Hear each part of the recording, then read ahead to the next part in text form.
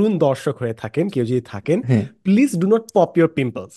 যখন ইয়েস। আপনার বয়স অল্প, বয়স সন্ধিকালে একটু পিম্পলস টিম্পলস উঠবে, হ্যাঁ, জাস্ট টলারেট করেন। খুঁটা। আমি জানি যে আপনার অনেক ক্রিঞ্জ লাগতেছে, আপনি চেহারা দেখাইতে পারতেছেন না আপনার ফ্রেন্ড সার্কেলের মধ্যে, হুম। বাট জাস্ট এটা একটু টলারেট করেন।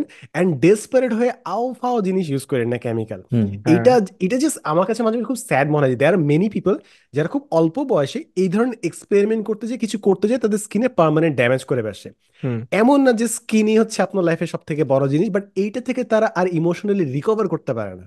তাদের হুম। যে কনফিডেন্স বুস্টটাতে অ্যাটাকটা লাগে, কিংবা সারা জীবন তারা নিজে থেকে ব্লেম করে কিংবা চেতে থাকে, কিংবা ডাক্তারদের উপর চেতে থাকে যে ডাক্তার আমাকে তারা বলছিল, আমার স্কিনে রিয়াকশন হয়েছে।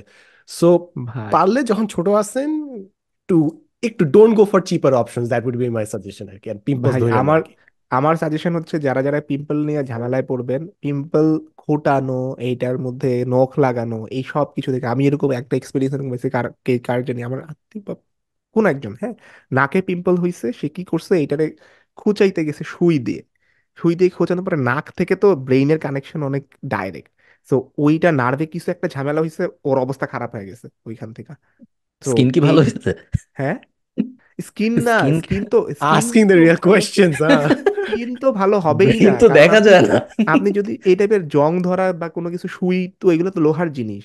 এগুলা দিয়ে তো আপনি যদি স্কিনের ভিতরে যদি কোনোভাবে ঢুকে অনেক কিছু হইতে পারে।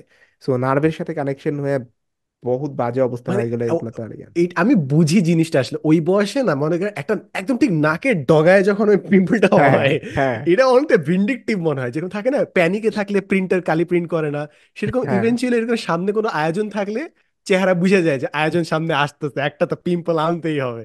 ওই পিম্পল নিয়ে আপনি সব জায়গায় যাবেন।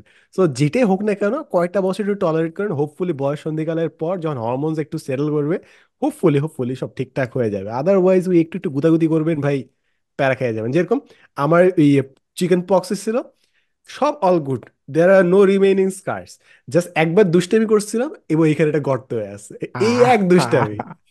শেষ ফর লাইফ।